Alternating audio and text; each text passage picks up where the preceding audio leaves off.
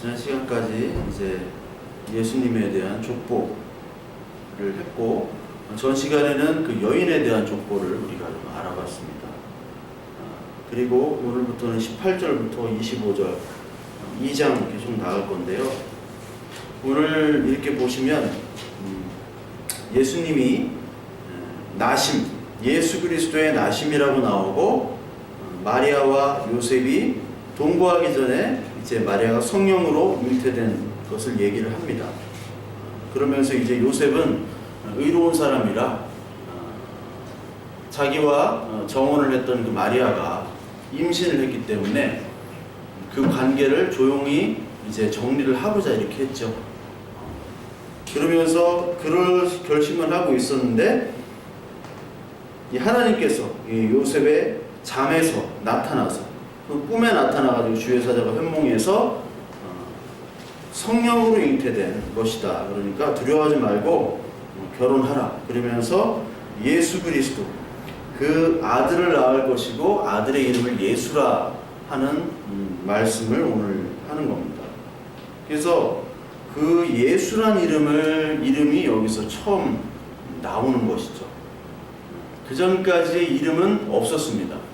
그 구약의 모든 이 말씀들이 예수 그리스도를 계시하는 건데, 그 사람의 이름이 예수라고 나온 적은 없고, 누가 나올 것이다, 우리를 구원해 줄 자가 나올 것이다 라고 얘기를 했어요. 그 얘기만 듣고 있었는데, 이제 요셉의 꿈에 예수란 사람으로 이름을 줘라, 그 아들을. 그렇게 얘기하시는 겁니다. 그래서 우리가 교회에서 우리가 신앙을 가진 후에 교회에서 가장 많이 하는 말이, 단어가 바로 예수입니다. 예수. 근데 우리가 정작 이 예수란 말을 많이 쓰는데, 과연 예수가 뭐냐? 너의 예수가 있고 나의 예수가 있고, 저쪽 교회 예수가 있고 우리 교회 예수가 따로 있는 것 같아요. 근데 성경에서 분명히 나오는 것은 바로 뭐냐면, 예수란 이름은 바로 그가 자기 백성을 그들의 죄에서 구원할 자임이시라 라고 21절에 나오죠. 그리고 예수란 이름이 여호수아, 히브리 말로는 여호수아고, 또 예수아라는 이름으로 또 히브리어에 나옵니다. 예수란 말로 축약한 거는 그 히브리 언어의 그 헬라식의 표현이에요. 뭐 그거야 어쩌든 간에, 예수란 이름은 자기 백성을 그들의 죄에서 구원할 자를 바로 예수라고 하고, 기름 부은 자를 예수라고 해서 그거를 그리스도라고 한 겁니다. 크리스토가 이게 기름 부은 것이거든요. 그게 헬라어식입니다. 그래서 예수 그리스도라고 하는 겁니다. 우리가 예수는 그리스도라는 말이 바로 뭐냐면, 예수로 태어난 그 유대인의 예수가 바로 온 하나님의 택한 백성들을 구원해 주시는 온 인류의 구주라는 뜻으로 예수 그리스도를 얘기하는 것이죠. 그래서 오늘 말씀이 예수에 대해서 얘기하는 것인데, 이 예수가 바로 자기 백성을 여기서 나오는 것처럼 죄에서 구원하는 자다라고 나오는 겁니다. 그렇다면 자기 백성을 구원하는 자, 그리고 죄에서 구원하는 자, 이 뜻을 좀 우리가 좀 알아야 됩니다. 자기 백성은 누구고, 그러면 자기 백성만 구하느냐, 남의 백성은, 자기 백성이 있으면 남의 백성도 있잖아요. 내 자식이 있으면 다른 자식도 있듯이. 그러면 예수님은 과연 자기 백성을 위해서 오셨다네. 자기 백성은 누구고, 그리고 죄로부터 구원이라는데 죄는 뭐고, 그 구원이라는 건 뭐냐, 그것을 우리가 간과하고서 무조건 예수란 이름부터 외치면요, 이게 잘못된 예수로 갈 수 있는 겁니다.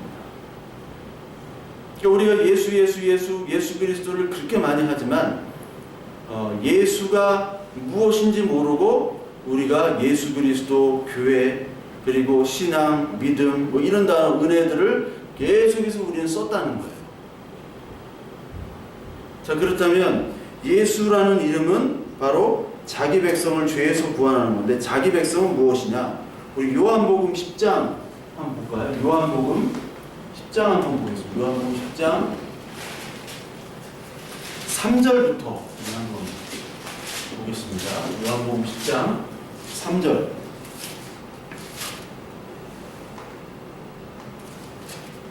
요한복음 10장 3절에 같이 한번 읽어보겠습니다.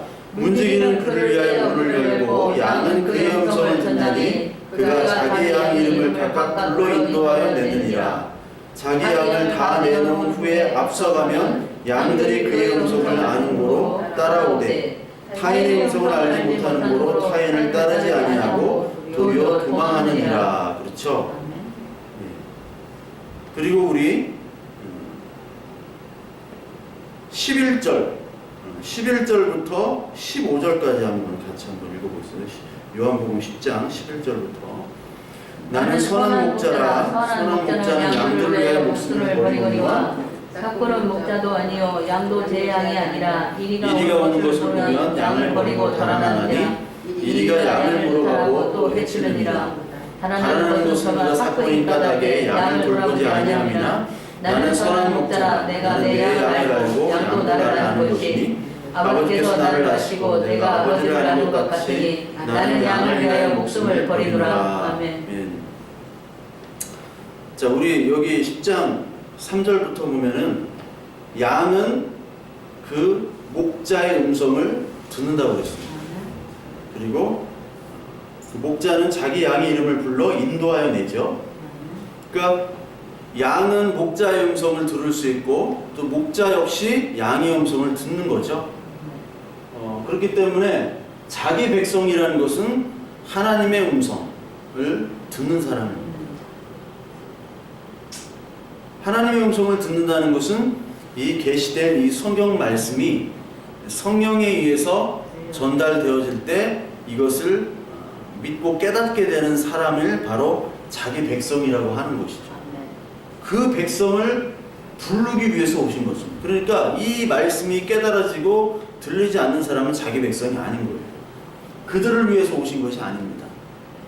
그래서 요한복음 3장 16절에 예수님이 세상을 사랑하사 독생자를 주셨다고 그랬죠. 세상을 사랑했다.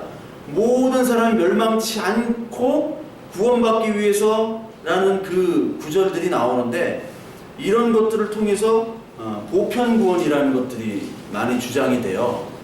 문자적으로만 보면 이렇습니다. 요한복음 3장 16절을 보면요, 문자적으로 보면 이게 세상을 이처럼 사랑 독생자 그를 믿는 자마다 멸망치 않고 영생을 하려 하시네. 세상을 이처럼 사랑하사.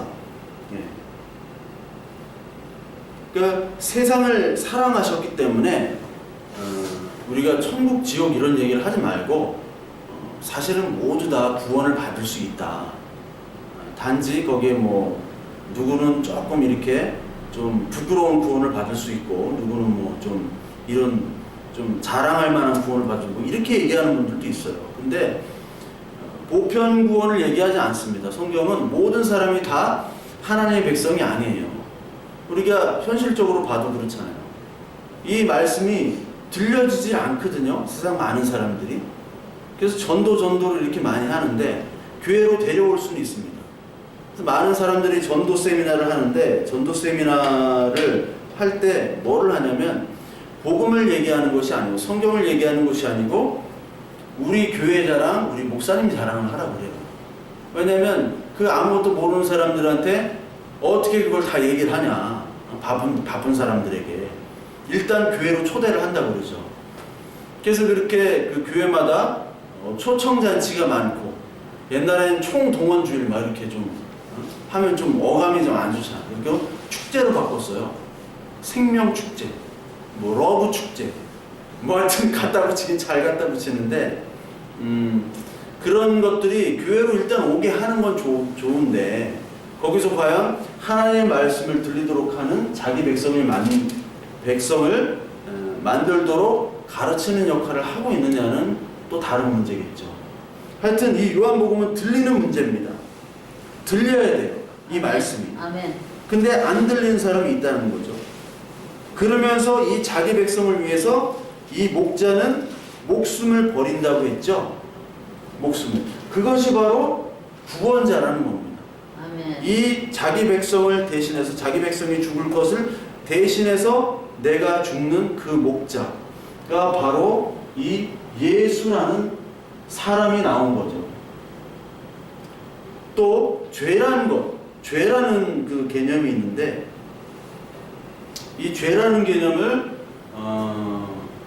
이 죄는 사실 하나님과 우리 사이에만 사실 쓰는 겁니다. 하나님과 우리의 인간 사이에서만 쓰는 단어가 죄예요. 그러니까 믿음으로 하지 않는 것은 모든 것 죄라는 말씀이 있죠. 그러니까 믿음이란 말은 내가 믿는 것이 아니라 하나님이 우리에게 믿음을 주셔야 되는 것이죠. 그러니까 하나님과 관계없는 백성이면은 모든 것이 다 죄라는 것이죠. 그러나 하나님이 관계한 하나님의 자녀라면은 어떠한 그 죄를 짓더라도 다 용서를 받는다는 것이 바로 죄의 사함이고 그것이 구원이고 복음입니다. 즉 죄라는 것은 인간 사이에 쓰는 용어가 아니에요. 하나님과 우리 인간 사이에만 쓰는 단어지 인간 사이의 용어가 아닙니다. 이거를 교회가 구분을 해야 돼요. 이거. 근데 이것도 구분 못하는 교회들이 많이 있습니다. 죄라는 것을. 그래서 하나님께서는 이 죄로 말미암아 우리의 상태를 밝히시는데, 죄의 상태를 밝히시는데 그게 에베소 2장에 나옵니다. 에베소 2장 한번 볼까요? 에베소 2장을 보시면요, 우리의 상태,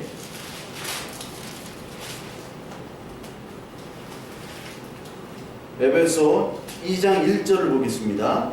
그는 허물과 죄로 죽었던 너희를 살리셨도다. 자, 우리 인간의 상태, 죄악된 상태를 바로 에베소 2장 1절이 죄와 허물로 뭘 했대요? 죽었다고 얘기합니다. 사망 선고를 하는 거예요. 사망 선고를. 너는 죽은 인간이다. 우리가 육체적으로 지금 살아있지만 앞으로 죽을 사람이 아니라 이미 죽었다라고 표현을 해요. 즉 우리는 죽은 존재이지 살아있는 존재가 아니라는 겁니다. 에스겔서 37장에 마른 뼈 그런 그 비유가 있죠. 우리가 자체가 지금 마른 뼈인데 거기에 생기가 들어갈 때만 우리가 거의 큰 군대로 자라나잖아요. 그 군사로. 근데 생기가 들어있지 않으면 우리는 마른 뼈, 죽은 시체라는 겁니다. 즉 우리의 상태는 시체였는데 하나님의 성령으로 말미암아 이 말씀을 듣게 하시고 하나님이 살아계시구나. 그리고 하나님이 본체이시나 우리를 구원해 주시기 위해서 오신 옛날에 계셨던 예수란 분이 살아계셨구나. 그게 믿어지냐고요. 안 믿어지는데 믿게 해주신 게 바로 성령의 역할이고 그것이 바로 축복이고 그것이 구원의 복음의 메시지라는 거죠. 그게 들리는 사람과 들리지 않는 사람이 쫙 나눠지잖아요. 지금도 아무도 들을 수가 없어요. 아무도 들을 수가 없습니다. 그렇기 때문에 들을 수 있다는 우리가 바로 복된 자죠. 그걸 복음의 음성을 들을 수 있는 사람이 바로 복된 자고 그것이 바로 내가 구원을 얻었구나, 은혜를 입었구나 라는 것입니다. 그게 바로 구원이에요. 우리의 구원. 구원은 말씀이 들리는 겁니다. 그래서 이 말씀이 지금 마리아와 요셉에게 들린 거예요. 구약부터 그렇게 선지자들과 그 구약의 율법의 그 모든 말씀들이 예언했던 그 예수 그리스도 구원자를 너의 자녀로 내가 보내겠다라는 말씀을 이 요셉이 듣게 된 겁니다. 그래서 23절에 보시면요, 보라 처녀가 잉태하여 아들을 낳을 것이요 그의 이름은 임마누엘이라 하리라. 이게 이사야서 7장 14절에 나오는 말씀이죠. 그러니까 이사야서 그 7장 14절에 이때의 배경은 이사야서를 한번 볼까요? 이사야서를 보면요, 7장 14절을 보게 되면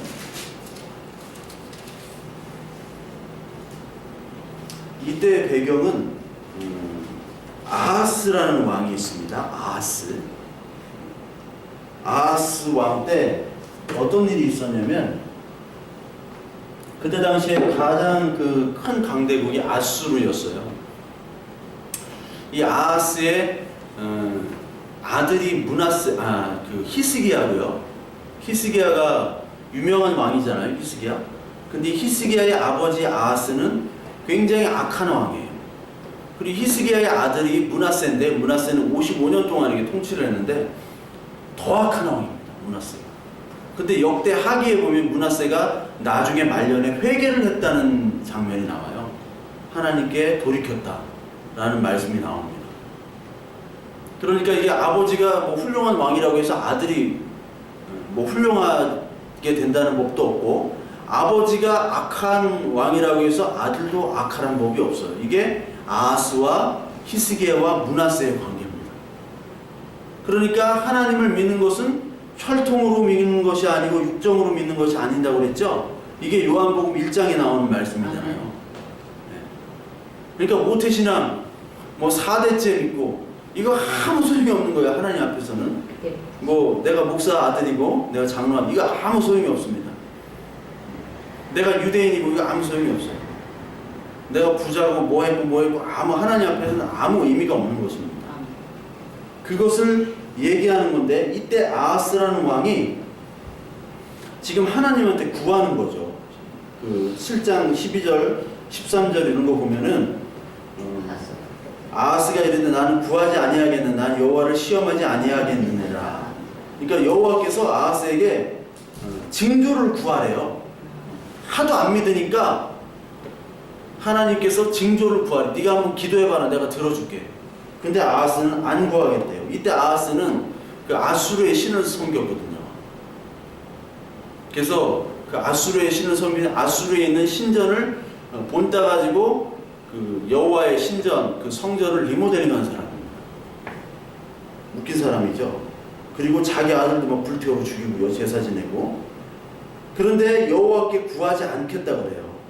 그러면서 이사야가 그러니까 다윗의 집이여 원하건대 들을지어다 너희가 사람을 괴롭히고 그것을 작은 일로 여겨 또 나의 하나님을 괴롭히느냐. 그러므로 주께서 친히 징조를 너에게 주실 것이라. 하나님이 아하스 너에게 그리고 이스라엘에게 징조를 주겠대요. 보라, 처녀가 잉태하여 아들을 낳을 것이요 그의 이름을 임마누엘이라 하리라. 이게 전혀 관계가 없는 얘기입니다. 아하스는 지금 아수르가 지금 쳐들어오기 때문에 아수르에게 조공을 바쳤어요. 이 이스라엘이 그 아하스 때. 근데 히스기야 때 한번 대결을 해가지고 히스기야 이겼죠. 그 아수르를.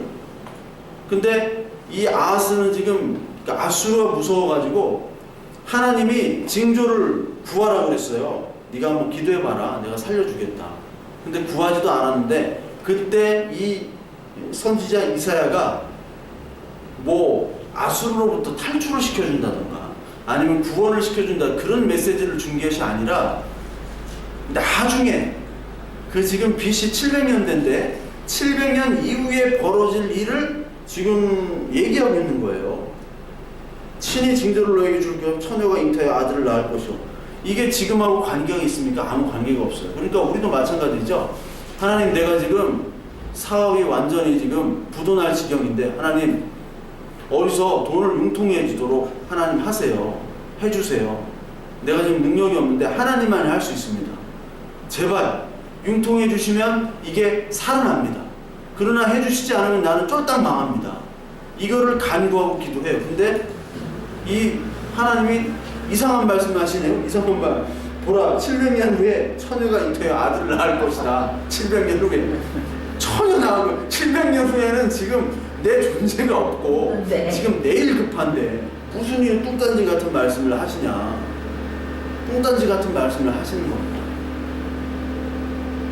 이게 어떤 사람에게 들리냐면요, 내일이 오늘이고 오늘이 내일이고 어제가 오늘이고 내일이고 한 시점에서 한 공간과 시간을 벗어나서 오늘이 지금 하나님 나라로 사는 사람에게만 이 예언이 들리는 거예요. 그러니까 이게 무슨 말이냐면, 쉽게 말하자면 하나님 나라가 임하면요, 내가 망해도 복이고 흥해도 복이고 내가 죽어도 복이고 살아도 복이고 아무 상관이 없는 겁니다. 근데 이 말씀이 들리지 않으면 예수 그리스도라는 이 처녀가 잉태한 이것이 축복임을 알질 못하는 거죠. 당장 이 사업에서 내가 성공하고 이 사업에서 내가 뭐 차가 이렇게 지나면 네. 아니 뭐 붕 올라. 네. 이 사업에서 성공하고 이 시점에 있는 문제들이 해결돼야지만이라고 생각한다면 그것은 하나님 나라가 임한 것이 아니죠. 하나님 나라가 임했다면은 오늘 지금 있으나 없으나 나의 존재와 하나님과 함께 하심을 믿는 것이 바로 임마누엘이라는 겁니다. 그래서 임마누엘이라는 것이 바로 뭐냐면 하나님이 함께 한다는 것이잖아요. 그러니까 하나님이 함께 한다는 건 이 아하스는 지금 하나님의 말씀을 늘 거절했던 사람입니다. 그러니까 이게 뭔 말인지도 몰라요. 지금 요셉도 마찬가지입니다. 요셉도 갑자기 처녀가 잉태하여 네 자식의 이름이 예수인데 얘가 이스라엘을 구원할 그 구원자다. 구약에서 예언한 구원자다. 안 믿길 거라고. 안 믿깁니다. 나중에 이제 알게 되겠죠. 그런데 이 예수 그리스도가 너와 함께 한다는 그 임마누엘이라는 것은 바로 뭐냐면 예수님이 우리와 함께 한다는 것은 하나님 예수 그리스도의 그 말씀이 우리와 함께 거한다는 말씀이죠. 이게 바로 요한복음에 나오는데요. 요한복음 1장 한번 보실까요? 요한복음 1장 한번 보시면요. 1장 14절 한번 보겠습니다. 요한복음 1장 14절.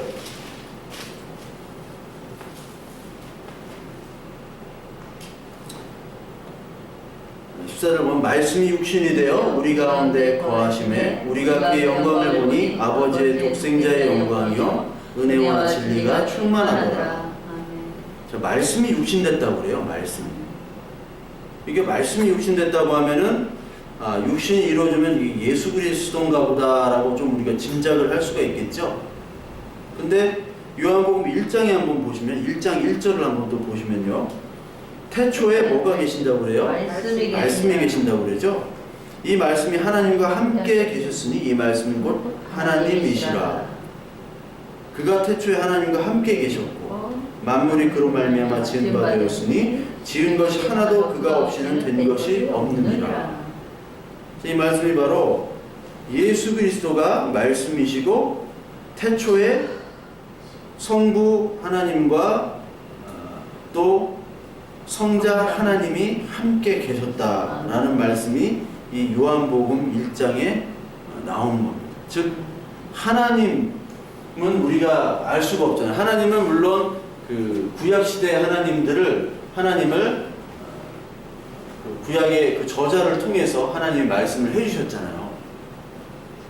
근데 신약에서는 그 하나님이 직접 이 땅에 내려오셔서 예수 그리스도가 말씀을 하셨죠. 직접 대고 말씀을 하신 거예요. 사람들의 대교. 육신으로 내려오셔가지고. 그래서 그것들이 구전된 것들이 기록을 되어가지고 우리가 이 성경 계시된 완전한 이 말씀을 우리가 보게 되는 겁니다. 따라서 말씀이라는 것은 바로 예수 그리스도시고요. 예수 그리스도가 하나님이 우리와 함께 한다는 것은 바로 예수님이 우리와 함께 한다는 것이잖아요. 그래서 제자들이 하나님을 한번 봤으면 좋겠습니다 그러잖아요. 하나님을 한번 봤으면 좋겠는데 선생님이 좀 하나님이 사자 같긴 한데 분명한 것 같은데 이 기적들을 베푼 거 보고 그리고 일 처리하는 거나 말하는 거 보면 이게 완전히 진짜 그분이 맞는 것 같은데 하나님을 한번 봤으면 좋겠다고 하니까 예수님이 하나님을 왜 본다고 그러냐. 지금 하나님이 너와 함께 있는데 그러잖아요. 예수님이 하나님이신데 그 제자들은 하나님을 보려고 한다. 즉 하나님인 예수 그리스도께서 이 땅에 함께 있는데도 그 임마누엘에 함께 있는 임마누엘을 그 제자들은 느낄 수가 없었던 거예요. 하나님과 함께 하시는. 즉 우리도 마찬가지입니다. 우리도 저와 여러분이 교회 다니고 예배하고 뭐 할 거 다 합니다. 할 거 다 하지만 하나님이 나와 함께 하는가? 이거는 정말 어떻게 보면 또 다른 문제일 수가 있어요. 하나님 나와 함께 하는 거. 그 함께 하는 거는 바로 뭐냐면 하나님이 오늘 말씀으로 함께 하신다는 거거든요. 말씀으로, 계시된 말씀으로. 여기 하나님이 예수 그리스도가 말씀이라고 했잖아요. 그 말씀으로 너와 함께 하기 때문에 그 말씀이 오늘 들려지는 사람에게 예수님은 임마누엘 하나님으로 임하는 겁니다. 그 말씀이 다른 말씀으로 들어가는 거예요. 즉 다른 복음이 있죠. 바울은 다른 복음과 계속해서 싸웠잖아요. 율법의 복음과 계속 싸웠고요. 그리고 영주주의라는 그런 신비주의하고도 싸웠고요. 그런 여러 가지 철학들과 많이 싸웠습니다. 그 다른 복음들은 예수 그리스도의 말씀이 아닌 다른 것들을 예수로 포장해서 너와 함께 하시고 너를 복줘 이렇게 하는 거란 말이에요. 이 계시된 이 말씀이 우리와 함께 할 때 바로 임마누엘 하나님이라는 거죠. 아멘. 그래서 이 말씀을 깨닫게 하시는 것, 이 말씀이 믿어지게 하시는 역할을 바로 성령께서 하시는 거죠. 아멘. 예수님께서 죽으신 다음에 돌아가신 후에 돌아가시기 전에 그 무슨 말씀을 하시냐면 마태복음 맨 끝에 마태복음 28장 맨 끝에 뭐라고 얘기하시면요. 내가 너에게 분부한 모든 것을 가르쳐 지키게 하라. 볼지어다 내가 세상 끝날까지 너희와 항상 함께 있으리라 하시니라. 예수님은 돌아가시고 이제 승천하시는데 뭐 함께 어떻게 있으세요? 근데 이런 거를 가지고 이 자유주의나 이런 그 불트만이라고 있어요. 루돌프 불트만이라는 신학자가 있는데 그런 신학자나 뭐 이런 신학자들의 영향을 받은 사람들은 그러니까 예수님의 정신, 부활, 이제 좀 있으면 부활절인데 예수님은 실제로 육체적으로 부활한 분이 아니라 그 예수님의 정신 있죠? 그 말씀이 오늘도 마음에서 부활해서 살아 숨쉰다고 얘기를 해요. 그 아멘이 아니고 예. 그건 뭐냐면요. 예수님의 육체의 부활을 부인하는 겁니다. 분명히 우리는 육체의 부활을 같이 하는 건데 육체와 영혼은 같은 겁니다. 육체만 강조하거나 아니면 영혼만 간주한다는 것은 잘못된 거예요. 그러니까 같은 겁니다. 똑같이 강조를 해요. 이것은 뭐냐면 뭐 5월달만 되면요 이 노무현 정신이 부활을 합니다. 노무현 대통령이 우리와 함께 살아계신 거죠. 지금도 친노. 저쪽에는 박정희 정신, 뭐 전두환 정신도 있고요. 다 돌아가셔도 그 정신이 살아있는 거예요. 그렇잖아요. 그러니까 예수를 하나의 어떤 혁명가로서만 인정을 하지 구세주로서 인정을 안 하는 거죠. 그 사람은. 그런데 분명히 항상 함께 하리라고 가셨어요. 가셨는데 요한복음 16장부터 내가 보혜사를 너에게 보내리라. 이렇게 얘기하시는. 나는 가지만 보혜사 성령을 통해서 네가 말씀이 무엇인지를 깨닫게 하고 죄와 의와 심판에 의해서 알게 하시고 네가 할 말을 다 하게끔 해주겠다. 그래서 바보 같은 제자들이요.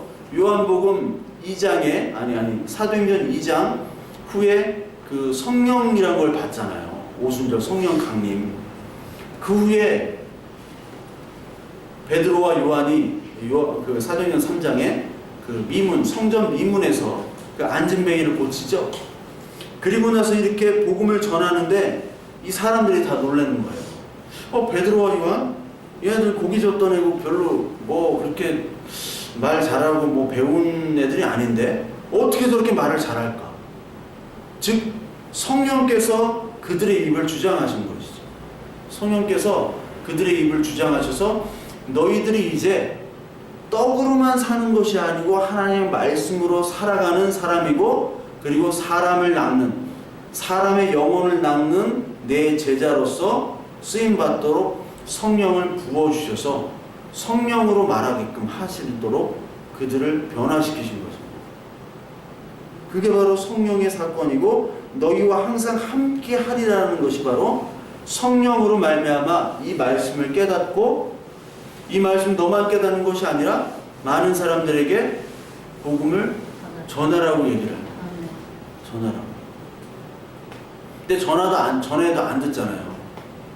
오늘도 제가 잘 아는 저희 카센터 가가지고 그분은 1시간 동안 이렇게 전했어? 이 복음을 전했는데 그분이 자꾸 듣고 싶어요. 교회는 뭐 하는 곳이냐고. 예. 그 권사님 계신 그 한밭제일교회 그쪽 바로 옆에 있는 카센터예요. 카센터도 멀리도 가시네. 예. 바로 옆에 카센터 그분 우리 교회 다니는. 아니 거기에 쫙 많아요. 예. 아, 제가 거기 단군이기 때문에 가면 잘 해주고 딴 것도 봐주고. 예. 몇 년째 계속 거기 이렇게 하기 때문에. 근데 그분이 오시라고 여기. 예. 근데 자기는 늘 하는 말 마음의 준비가 안 됐다고. 그 교회에서 맨날 온대요. 옛날부터 맨날 옛날부터 많이 이렇게 오디션을 내가 오셨는데 좀 가보게. 예 이렇게 하셨는데 그분이 뭐 잘 몰라요. 교회에 대해서 잘 모르고 목사가 뭐 하는 거냐 목사 되면 어떻게 되냐 못해가지고 교회는 과연 뭘 가르치는 것이냐. 근데 제가 교회는 이러이러한 곳이 아니라 이러이러한 곳 죄가 뭔지 구원이 뭔지 이런 걸 말씀을 드렸어요. 그러니까 그런 거였냐고 자기는 몰랐다고. 그러면서 이렇게 복음을 전하는데 거기까지예요 그냥. 왜냐하면 그분이 성령이 활동을 하지 않으시니까. 그분이 되게 양심적이고 좋으신 분입니다. 예. 그래서 제가 일부러 거기까지 가는 거예요. 멀리도. 딴 데 가면은 이거 고쳐라 저거 고쳐라 막 하지만 거기는 딱 알아서 딱 해주고 딱 정비 안 할 거는 안 해줘요. 안 해도 될 건 안 하고 오히려 더 서비스를 더 해줍니다. 그분은.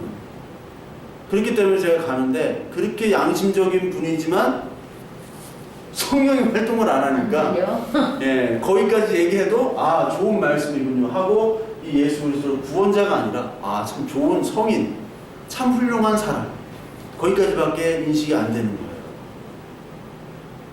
그러니까 안타깝지만 그분에게 더 전하기 힘들더라고요. 왜냐하면 이게 성령을 통해서 우리가 이 말씀을 깨닫는 것이 그러니까 한편으로 얼마나 이것이 힘든 일이고 우리 힘으로 할 수 없고 하나님만이 할 수 있는 것이고 그 하나님만이 할 수 있는 그 일을 하나님이 우리를 통해서 하셨다는 것이 바로 우리가 얼마나 참 복이 받은 것이고 하나님이 우리를 얼마나 사랑하는지를 우리가 사실 이런 것들을 통해서 전도하면서 사실 깨닫는 겁니다. 전도하면서 전도가 얼마나 미련한 방법이고 얼마나 어리석은 방법이지만 그 방법을 통해서 하나님께서 일하시고 그리고 내가 얼마나 참 복된 자인지 다시 한번 깨닫게 되는 현장이거든요. 전도의 현장이. 근데 그냥 막 어디 삐끼처럼 막 옷을 끌고 오고 이것이 아니라 전도라는 것은 거기서 복음을 정확하게 알고서 전하는 겁니다. 그래서 길거리 가는 사람 전도가 아니라 자기 아는 사람부터 붙잡아 놓고 계속해서 얘기를 해야 되는 것이 성경에 대해서, 말씀에 대해서. 얘기만 하면 돼요. 나머지는 우리가 할 수 없는 거고 하나님이 하시는 거잖아요. 그러니까 어떻게 보면은 굉장히 불가능하면서도 굉장히 마음 편한 일입니다. 전도가. 왜? 그냥 하면 되니까. 하고 안 하고 하나님. 예, 그거를 이렇게 보내주시는 건 하나님이 하시는 거예요. 교회도 마찬가지고 목회 가면 목사가 하는 게 아니잖아. 하나님이 하시는 겁니다. 하나님. 예전에는 큰 교회, 작은 교회, 큰 교회는 저렇게 목사가 참 저렇게 잘해가지고. 근데 그런 생각도 저는 이제 없어졌어요. 왜냐면 저게 또 한편으로 축복이 아니구나 라는 걸 깨닫게 되니까 이제 하나님이 하시는 거구나. 하나님이 보내주시는 영혼, 그 영혼을 한 명이라도 케어할 수 있으면 나는 성공한 거구나. 예. 저 혼자도 이 감당이 안 되잖아요. 나 혼자 구원받기도 힘든 게 사실 사람이거든요. 근데 뭐 10만 명, 100만 명을 목회한다는 건 사실 이게 어떻게 보면 목회라는 게 아니라 그냥 사람들이 뭔지도 모르고 오는 경우가 많겠죠. 정말 복음이 뭐냐? 자기 백성에서 죄를 구원하시는 그 예수가 뭔가, 임마누엘이 뭔가, 우리가 그것을 말씀을 통해서 우리가 잘 알지 못하면은 이게 교회나 전도나 의미가 없습니다. 그래서 가장 바른 전도, 가장 최고의 선교는 내가 하나님의 말씀 복음을 바로 깨닫는 겁니다. 그것이 바로 가장 최고의 선교예요. 선교라고 해서 막 어디 돈 퍼주고 맨날 그것만 선교 줄 알아요. 어디 해외 나가서 봉사하고 봉사 맨날 해보십시오. 한국교회가 엄청나게 돈을 가지고 선교를 많이 했지만 지금 선교대금 열매가 하나도 없어요. 열매가 하나도 없습니다. 왜요? 돈으로 했기 때문에. 성경 말씀으로 그들을 가르쳐가지고 그들이 그 말씀을 깨닫게 하는 것이 아니라 돈으로 다 그냥 해버렸어요. 물론 말씀으로 이렇게 하신 분들도 많이 있겠지만 보편적으로 그게 너무 이렇게 그게 선교인가 보다. 나는 하나님의 말씀을 잘 모르고 나는 이 성경책을 덮어두고 그냥 돈만 선교 언급만 하면 선교했구나. 또 단기 선교 어디 해외 갔다 오면 선교한 거구나. 그게 자기 만족이 돼버리는 거예요. 자기 만족. 그건 하나님의 나라와 전혀 관계가 없습니다. 그래서 가장 최고의 이 예수 그리스도를 아는 것, 그리고 죄가 무엇인지, 그리고 구원이 무엇인지, 하나님의 은혜가 무엇인지, 임마누엘 하나님이 무엇인지를 아는 것이 바로 이 교회가 할 일이고 저와 여러분들이 할 일이고 그것이 최고의 선교다라는 말씀입니다.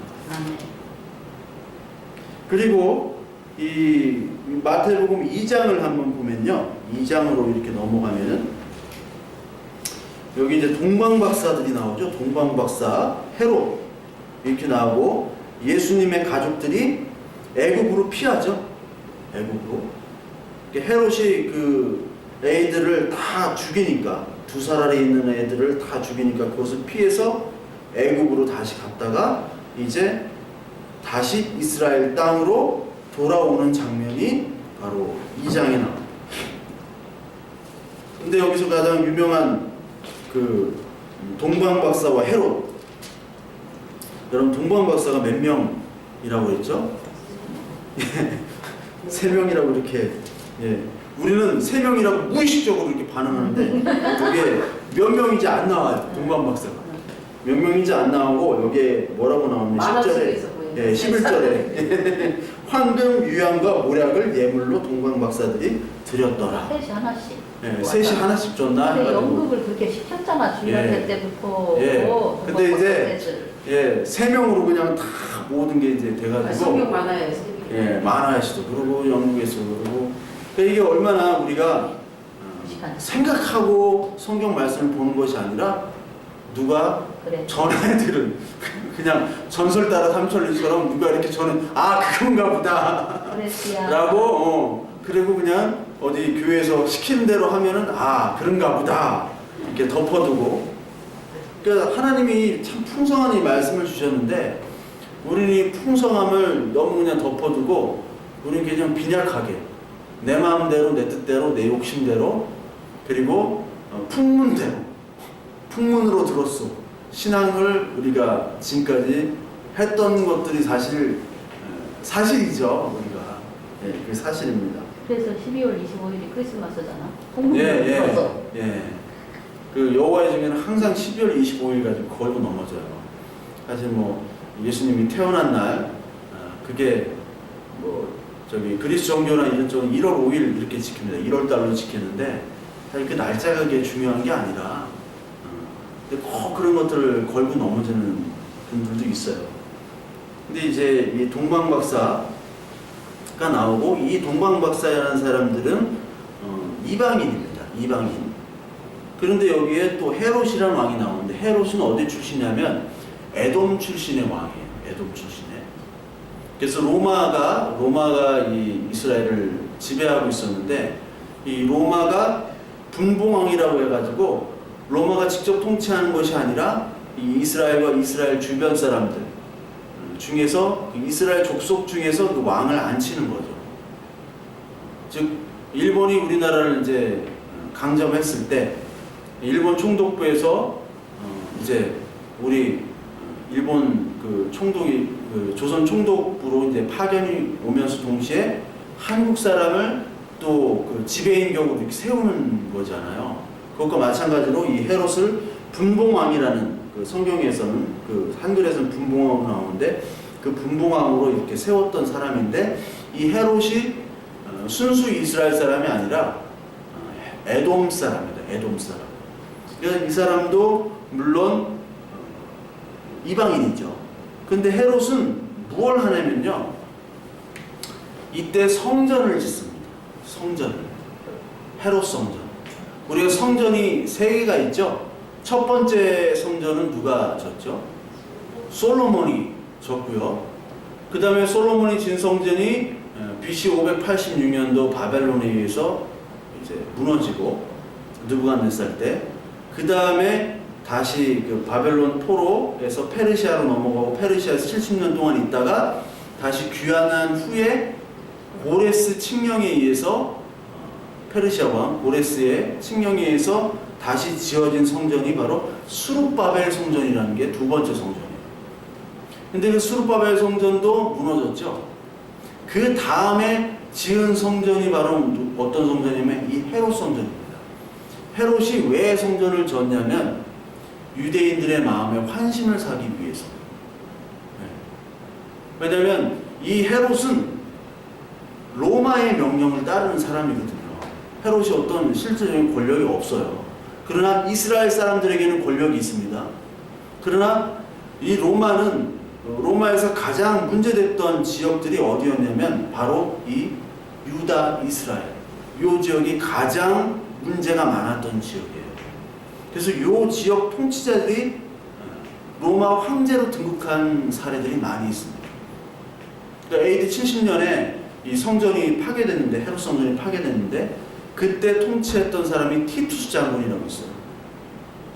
티투스 장군이 저기랍니다. 나중에 바로 로마 황제가 되어버립니다. 그리고 티투스의 양아버지인 티베리우스라는 사람이 바로 또 유대를 통치했던 사령관이었어요.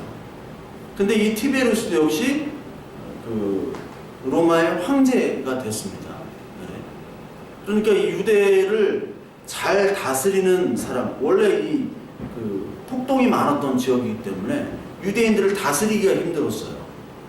그렇기 때문에 이 헤롯은 로마에게 사고 안 치고, 즉 이 권사님은 아시겠지만 군대에서 진급하려면 사고가 없어야 됩니다. 예, 사고 군대 부대에서 사고 났으면은 이 진급 대상에서 잘라버려. 그러니까 이 장군들이나 이런 분들이 좀 막 씩씩하고 막 이 장군 같고 그래야 되는 장군들이 진급되는 게 아니라 막 여자 같고 조심스럽고 아주 치밀하고 이런 분들이 장군이 돼요. 진짜 전투에서 이 진두지휘를 할 사람들은 다 모가지가 날아갑니다. 미리 날아가요. 사고가 빡빡 나야지 사람이 진출되는 거 아닌가? 사고가 나면은 진급이 안 돼. 그러니까 생각이 잘못. 이 헤롯은 사고가 안 나게 하려고 이 유대인들의 환심을 사기 위해서 성전을 짓습니다. 아, 사고가 안 나고 잘하네? 너 잘하고 있어. 우리 로마에서 볼 때. 그래야지 자기 권력이 유지가 되거든요. 그래서 성전을 지은 거예요. 그리고 동방박사는 완전 이방인인데 여기에 동방박사를 보면은요, 6절, 2장 6절 한번 볼까요? 2장 6절.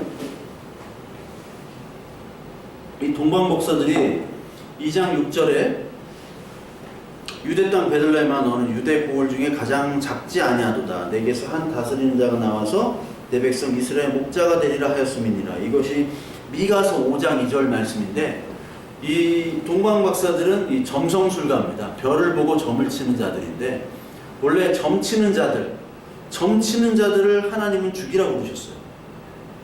그러시죠? 이게 계시록 맨 마지막 22장에서도 점치는 자를 죽이라고 했어요. 그러니까 이 예수의 이름으로 점치는 분들이 있어요. 그거 조심해야 됩니다. 성경에는 반드시 죽여야 될 인물 중에 하나가 점치는 사람. 근데 이 동방박사가 점치는 사람이에요. 별로. 안 죽고 다들 살아있잖아. 별로 점치는 사람인데 이 점치는 이 동방박사들이 하나님을 경배합니다. 점치면 죽는 걸 보여줘야 점치면 죽는 거라 무서워할 텐데 점치는 자들이 잘 살고 있잖아. 하나님을 경배하고요. 그리고 이 헤롯은 유대인의 통치자인데 유대인 환심을 사기 위해 성전을 짓습니다. 이게 어떤 관점으로 봐야 되냐면, 이방인 이 동방박사들, 전혀 히브리인과 관계없는 이 동방박사들이 하나님의 계시를 미리 알았다는 거예요. 하나님이 예수 그리스도로 인하여 구원받는 예수로 태어난다는 것을 미리 알고 있었다는 거예요. 이방인에도 불구하고. 그러니까 아까 요한복음에 나오는 혈통이나 육정으로 구원받는 것이 아님을 또 하나님께서는 보여주시죠. 그런데 이 유대인의 왕이라는 이 헤롯은 오히려 예수님을 죽이려고 하죠. 그러면서 유대인의 환심을 사기 위해 성전을 짓습니다. 이것은 바로 우리의 모습하고도 연관을 시켜야 돼요. 우리가 성전을 짓겠다, 하나님의 일을 하겠다 많이 하죠. 근데 그게 헤롯의 유대인들을 향한 환심을 사기 위함입니다. 하나님이 안 보이니까 환심을 사기 위해서 뭔가 보여지는 일들을 해야 돼요. 뭔가 보여지는 일들에 내가 참여하고 내가 헌신하면 이것이 하나님으로부터 어떤 가시적인 복을 받지 않을까, 그런 생각으로도 하는 분들이 있다는 거죠. 그것은 어떤 것과 똑같냐면 헤롯이 예수 그리스도를 경배하는 척 하면서 동방박사들에게 물어보잖아요. 나도 경배할 테니까 그 동방박사들에게 물어보죠. 그 예수 그리스도라는 사람이 어디서 태어났냐, 그 아기가 어디 있느냐 해서 찾아서 죽이려고 하잖아요. 즉 우리는 경배한다고 생각하고 우리는 하나님을 따른다고 하고 하나님의 성전 일을 도움을 주고 뭐 하나님의 성전을 위해서 하나님 일을 한다고 하지만 그것이 하나님을 죽이는 일이 될 수 있다는 거죠. 왜요? 믿음 없이 하는 모든 것들은 죄이기 때문에. 겉에만. 그러니까 우리가 어떤 일을 하기 전에 하나님의 말씀을 먼저 깊이 묵상하고 깨닫고 하는 것이 먼저 선행되어야 된다는 것이죠. 그거 이전에 우리가 선교를 한다, 하나님을 한다, 뭐 한다, 봉사를 한다, 이런 것들은 하나님에게 아무런 의미가 없다는 거죠. 물론 교회에 도움이 되고 교회 사람들에게 더 이렇게 칭찬을 받을 수도 있고요. 사람들이 더 교회에 오기 편해지고 좋을 수는 있겠지만 그것이 하나님의 믿음과는 전혀 관계가 없다면은 그것은 옳지 않다는 것을 또 얘기하고 있습니다.